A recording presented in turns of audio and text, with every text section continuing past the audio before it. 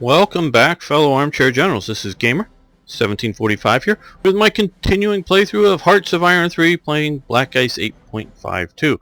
Okay, just was looking at this and wondering, Germans are moving into the Crimea.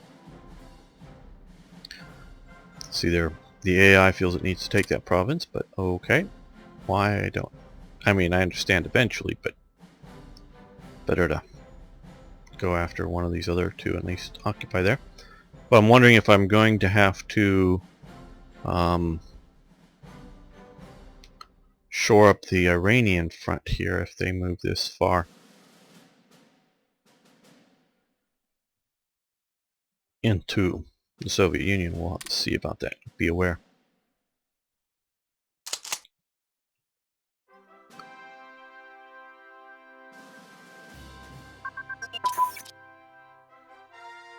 Okay, well, we took out, I think, but the last of the rebels. Just got to occupy the territory again. Indian Army recruitment has advanced. That's very good. We'll let that push ahead. And single engine armament research. Okay, we're still researching the engine.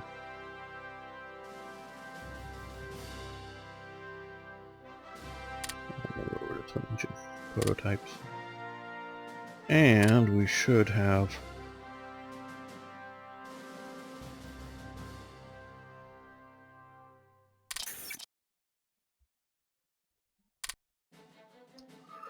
small OOB of Indian troops has been recruited in Delhi. These will vary in size and quantity. Okay, to the front.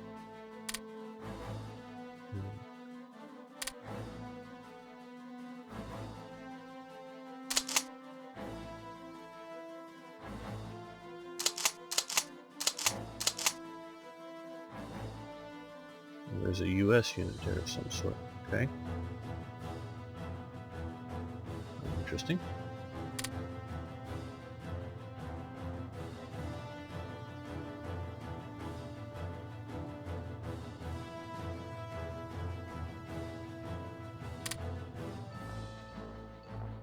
Well, for the moment I'm going to move them down Karachi to potentially be shipped somewhere else. And I also have this unit, which I didn't know if it was going to have greater problems, and it was entirely under strength at the time. Moving that way.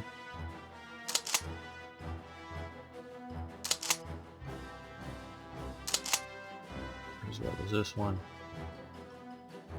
I'll send these guys here.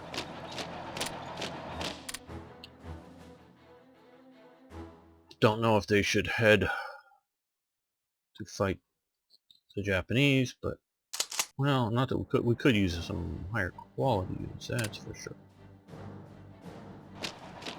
Got enough units, but we're doing here all right. Now, of course, we're now lost China, which does free up a lot of units, but they're still going to have occupational duties until they do a Nanjing government. But so we may want them in Burma, Malaya front, but we may also want them over here. But if we're having, I mean, it's a long ways before Germany gets down to here, but I just don't know whether the AI will collapse or something.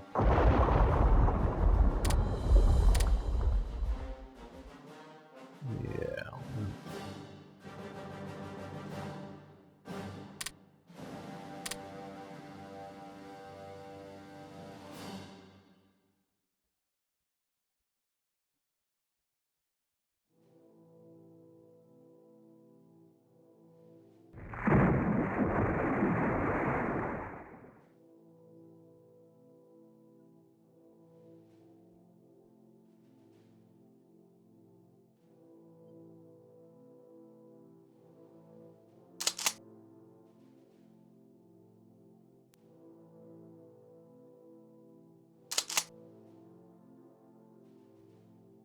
Let's move up to the front.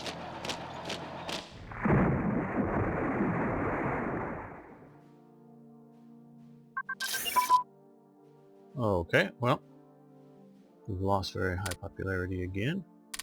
Down to high. Infantry anti-tank weapons, which will be a 44 technology. Rocket-propelled anti-tank weapons. Now the British did sort of kind of have one of these. It's called the Piat. What is it? Personal infantry anti-tank. I don't know. It's an acronym, stands for something like that. It is a shape-charged warhead and rather shortish range. Sort of a famous, at least to me it is, bridge too far. The British are up in the building and their bridge sort of too far, and there's I think it's a German half-track or something that's coming across the bridge, and you see them shoot a Piat out the window and it sort of arcs down into it. Well, the Piat, unlike the bazooka, which was a rocket, or the German copy of it, the Panzerschreck, which was also a rocket, or the Panzerfest, which was also a rocket, but a one-shot rocket type weapon. And so this is something that I would put down as somebody that at least the Soviet AI wouldn't be able to research because they never had these, or the Japanese AI never had them. The Piat was a spring-launched weapon. It's actually sort of kicked, from what I understand, rather nastily, and it was sort of and we also now can do these because we've got all four, which are more important. But the Piat, we're gonna move all these up.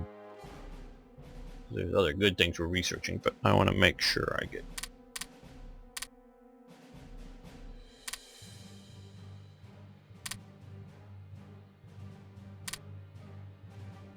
There we go. Get them up to the top as quickly as you can. So kick nastily, and it was sort of hard to reload in a lot of spring tension on it. So where, not that it was incredibly hard or anything, but it was sort of cumbersome. You didn't want to, where you and a buddy could easily lay down flat and fire a bazooka, and your buddy can quickly load in another round. You can fire another round and keep doing that very quickly. Now, of course, with the bazooka, like a Panzerfest as well, is there's a lot of backblast dust, and it sort of says to everybody, "Hey, I'm over here! Everybody look and see me!" So that's one thing that the Piat didn't have, and that it didn't have its any sort of backblast. So it was a little less of a shout of "Here I am," but it was, in my opinion, a much less flat trajectory and shorter ranged weapon. So it worked reasonably well in the sense of its armor penetration. I think I don't have that right off the head, but it was just such short range in the screwy spring launched thing. But it takes the British to do something interesting like that. Okay, aero engine research. Okay, we can do this single engine fire right now, but we're not, because we switched over to some of the infantry text. Okay, the sinking of the Potero de Llama. 2 L's and Y, I was informed, which was in 2 L's in Spanish is a Y. The SS Potero del Llano, sorry, was an oil tanker built in 1912. She sailed for a number of companies and survived service in the First World War, only to be torpedoed and sunk by German U-boat during the Second World War while sailing under a Mexican flag off the coast of Florida. Her sinking contributed to Mexico's decision to enter the war on the side of the Allies. So we gain another ally there. We have Mexico in. Don't think that's really going to help us much. It really didn't help the I don't believe the war effort very much historically.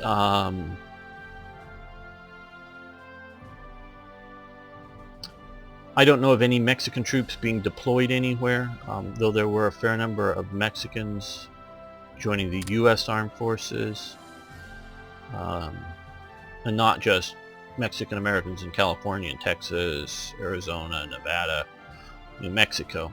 There were lots of those, of course, as well too, but there were a fair number of maybe not too many, but there were a fair number of Mexicans lying about things, as well as Cubans joining the U.S. Armed Forces, in my understanding. I don't even know if a division's worth, but there were numbers. What they really did a lot was, especially I believe in California, and I think it was done under a legal program and not just illegals flooding the border. They were concerned about border control back in those days, not like we are today. We don't care anymore. Is that they had lots of Mexicans coming up to work in the war industries, the farm industries. It was sort of at this time, well, California obviously started out as a province in Mexico, but went independent then a few days later, I think 4, joined the United States. But so there's always been Mexicans here. And so they were always involved in the agricultural fields in Mexico, but before that time it was mostly cattle raising. There was no substantial agriculture in California, growing of food, other than for local consumption, until well after the state becomes not just a state, but because it did very fast, until well after the Civil War and the railroad, because there was just no reason to grow food to export it. And the cattle raising here was mostly for the hides. I think they'd eat the beef, but they'd slaughtered the cattle and tanned the hides for early on, to send back to Spain when it was part of the a Spanish colony. So there was that, and before World War II, California also didn't export. It exported things like oranges that grew well here to the other parts of the United States, most assuredly. But a lot of that industry grew up because of the Great Depression and the loss of a lot of agricultural heartland area in the U.S., at least temporarily. I think most of it's back now, because we know how to farm it more properly now. And so a lot of the agricultural workers before World War II, when California really expanded a lot of its growing, because to replace the loss in the central heartland of growing of food, and you had good train infrastructures to move the food rapidly around, a lot of the workers were people, again, who lost the ability, whether they owned farms or they sharecropped or just worked on farms, but basically lost their jobs and the ability to survive out here. Good half the people or more in the agricultural heartland, because of the Dust Bowl, lost that ability. A great many of them came to California looking for agricultural jobs out here, because we in California could still readily grow food very well. So it had been, I believe, very much of a Anglo-American, if you will, food growing industry. The early unionist movement, particularly in California, though, and other parts of the state, the agricultural unions, Woody Guthrie, I believe, was involved in them. Some of them formed up very quickly along these lines, and a lot of their push was, and if you look at a lot of their signs, was racist. They wanted to keep the Mexicans out. They wanted basically white agricultural workers and supporting white agricultural workers. So if you think, unions today, they want to grow, they want to get Mexicans into their population just so they have more union workers. Back in this time period, the unions were anti-Mexican, and they didn't make a distinction, because if you look at their signs and their other paraphernalia, they didn't make them. It wasn't for Americans versus Mexicans. It was whites versus others. But with the aging out to some degree of the older people, and the war for the young people going into the war, that as well as higher paying jobs than agricultural jobs in, the aircraft industry and the other war industries. They needed the labor, particularly in California, so lots of Mexican labor was brought in at this stage to California to work. I don't know how much of it, because it was foreign, was working in, say, a critical industry like the aircraft industry, but I believe they were working heavily in the construction industry. So if you're building a new building, before you start building sensitive equipment, sensitive things like fighters and bombers, just building the building and doing a lot of those type of expansion, putting up housing for a lot of the workers, because they were bringing in workers from other parts of the state, from the country, into particularly around the greater Los Angeles area, was a lot of the aircraft industry. Where before World War II, the central population was sort of, I believe, primarily around San Francisco.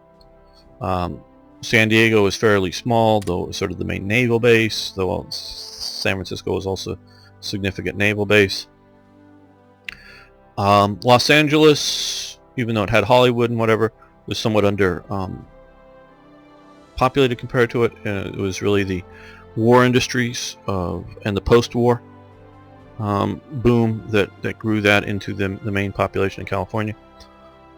So they, like I was saying, imported lots of Mexican labor to continue the agricultural, to feed the nation, to feed the troops, to feed the workers, and a lot more of the just basic labor around expanding and supporting it. Not in my limited research on it, they don't talk about it much, but I don't really think, again, the sensitive industries they were letting non-citizens in. I don't know what the stay behind post-war rate was for this. Like I say, most of it was legal, and that was largely due to the government wanting the people to come in, and you just showed up with your Mexican document, gave them U.S. documents, have to report, register, whatever. And so, and because once the war was over, a lot of shift you had to give back. Once you left the army, you had to give a person back his previous war job, so you had to fire the current person, whatever they were doing that job, unless you're actually expanding it. But a lot of the industries weren't immediately expanding after the war, so a lot of people were being put out of their choice jobs during the war, because the veterans, I think fairly rightly so, because it's a citizen army, it wasn't a professional army, wanted to, we'll go fight for the nation, but once we're done fighting for it, we want to get back to at least where we were when we left.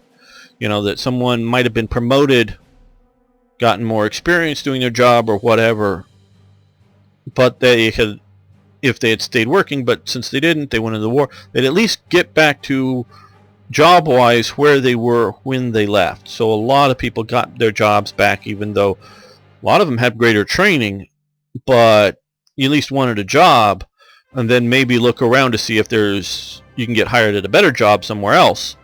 But so there was a lot of pushback, and of course a lot of the women who had been encouraged to do basic labor jobs, and a lot of them, quite honestly, didn't. I mean, it's hard work. Would prefer to raise a family. Not that they were incapable of working in the factory. They would prefer to have their husband working in the factory and them raising the kids.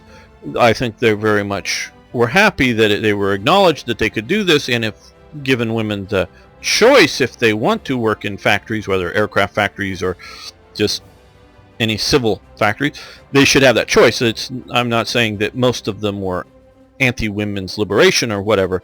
They just had the preference to not be in the factories if they weren't needed, if they could be supported by a husband effectively.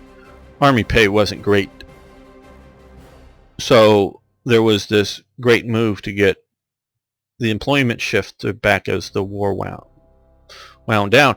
So I think a lot of the jobs, not so much maybe some of the agricultural jobs, but a lot of the jobs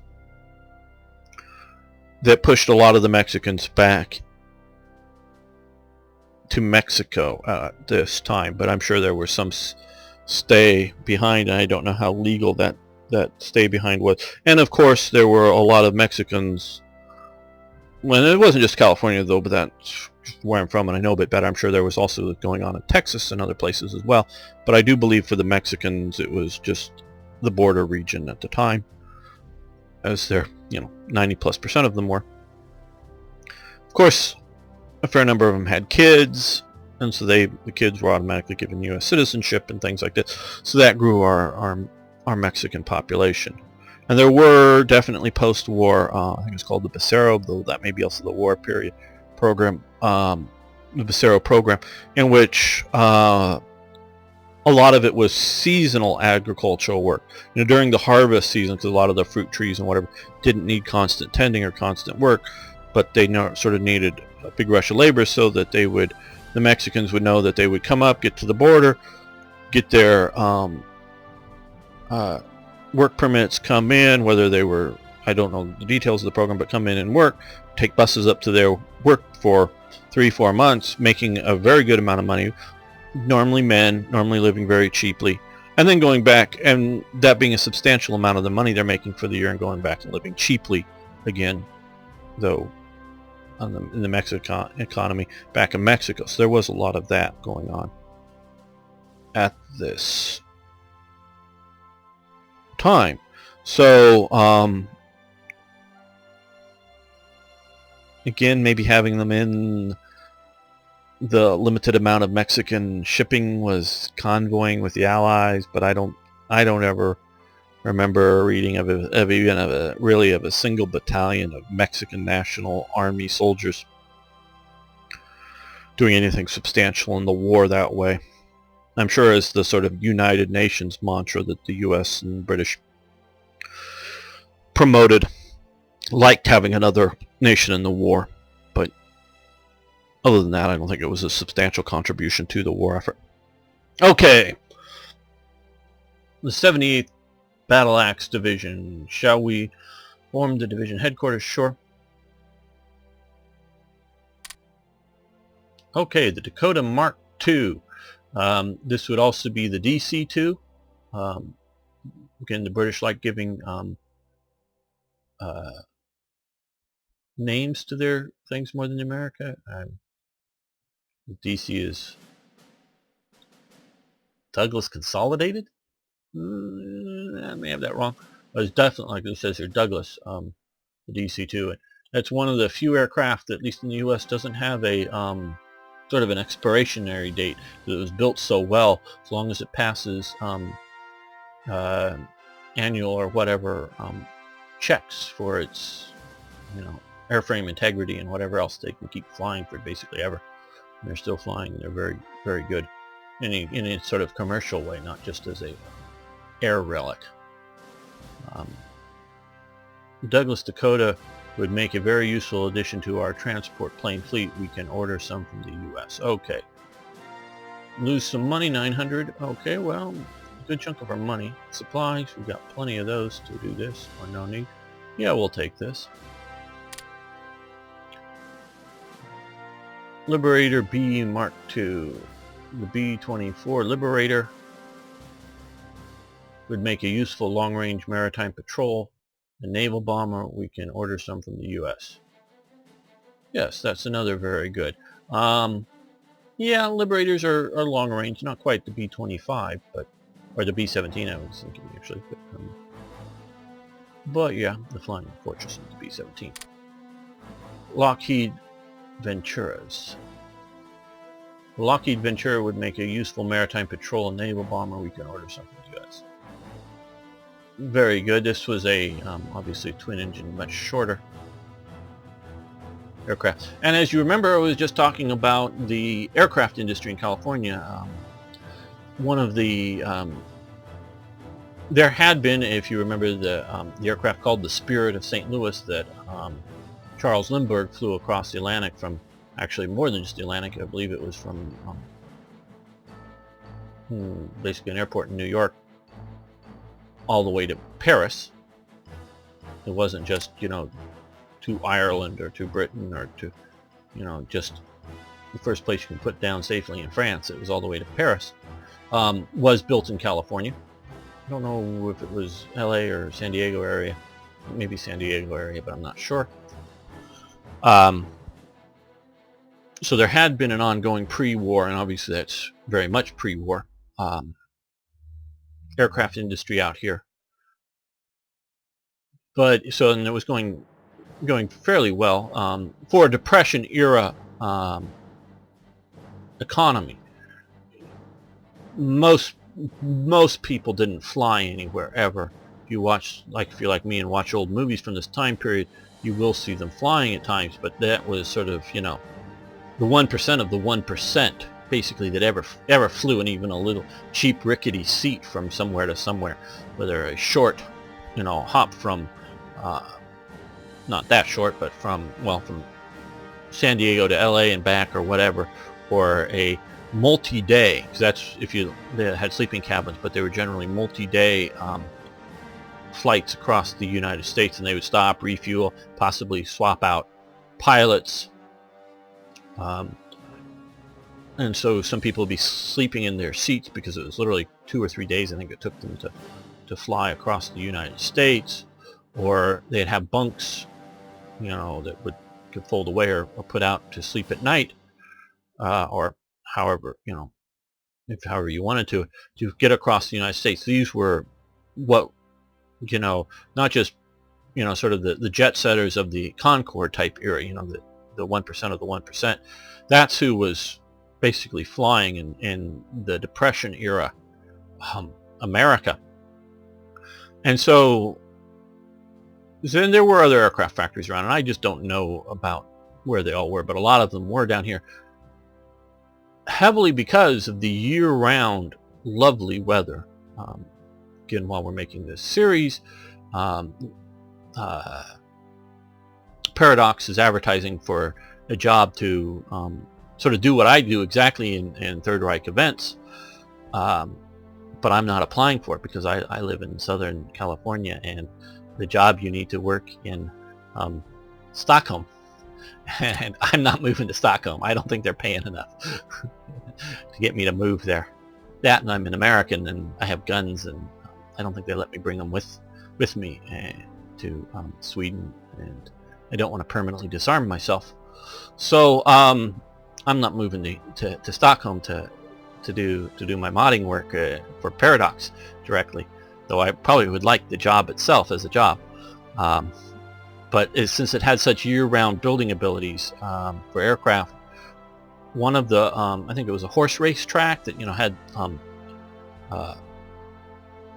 you know, permanent stands around it, you know, built out of concrete and buildings, but sort of the back underside area of the stands, a lot of it was big enough to assemble aircraft in and sort of move it from, I guess, from station to station or whatever, or assemble there and take them out. And it was near enough to a local airstrip that they just turned that into a horse racing, you know, a sort of a high-end horse racing track, if you will, into an aircraft production factory. I don't know if at what point it shut down, because they obviously built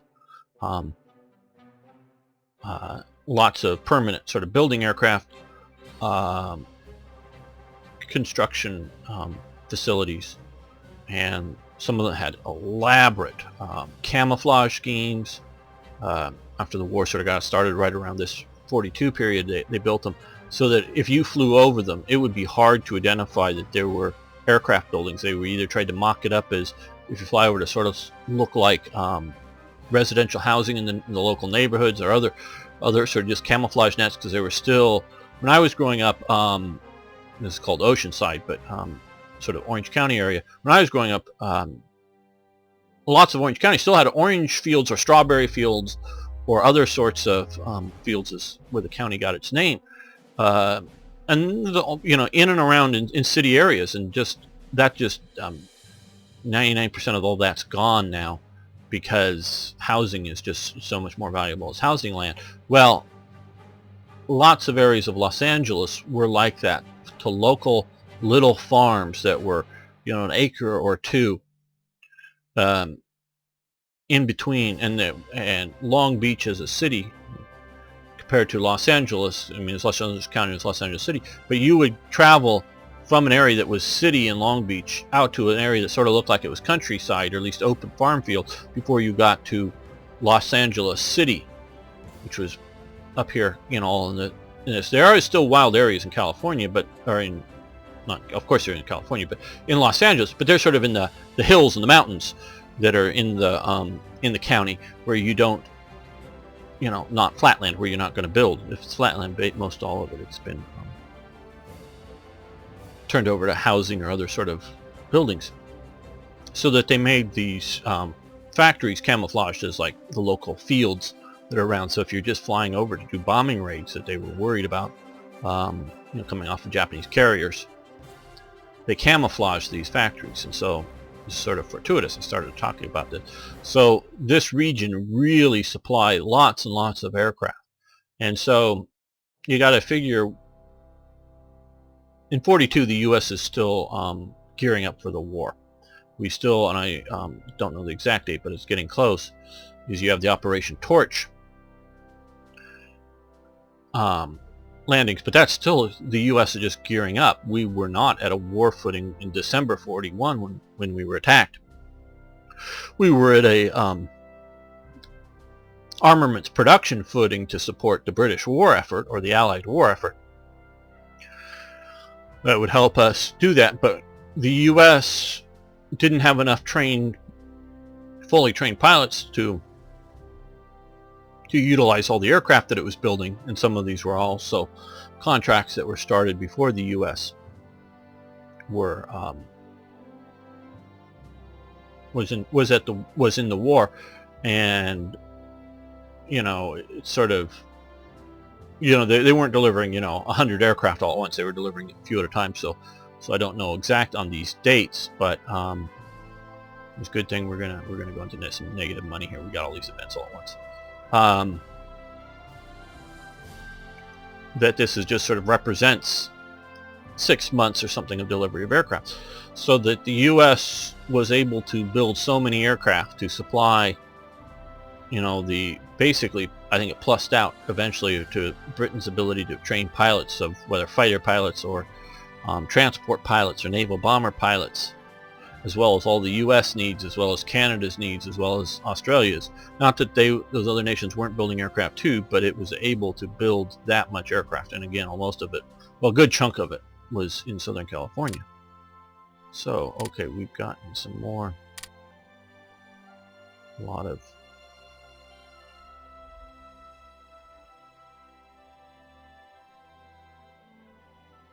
okay, just on the bottom.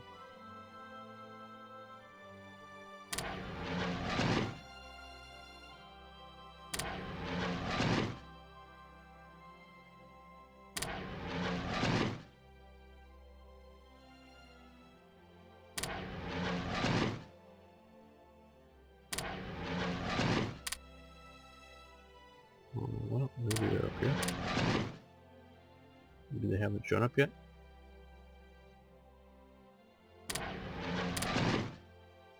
Okay, well, the fighters. Okay, well, yep, we're losing provinces up here.